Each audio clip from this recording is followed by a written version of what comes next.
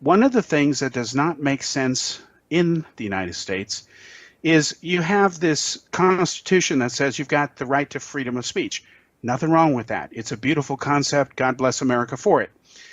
But the right to freedom of speech does not protect you if you stand in a theater and yell fire.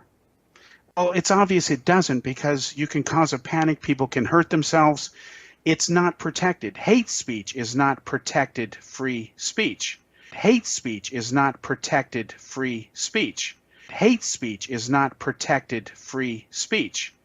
So, since the courts have ruled on that many, many years ago, why then would a judge or a city allow a get-together of people who are going to make a point to spread hatred and racial prejudice and intolerance?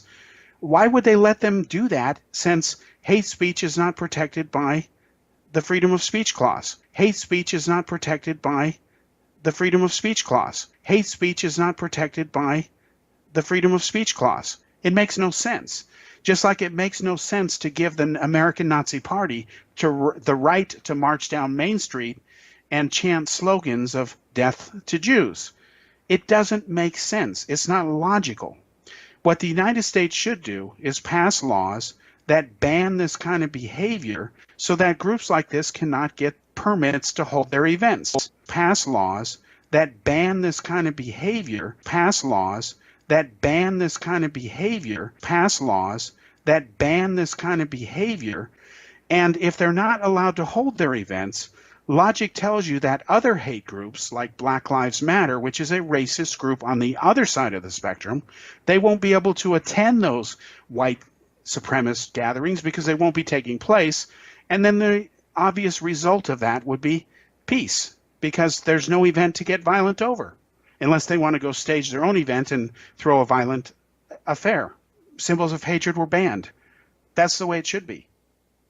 And I don't buy the argument that that crimps somebody's free speech. If hate speech is not protected under the laws of free speech, then of course you should ban symbols of hatred.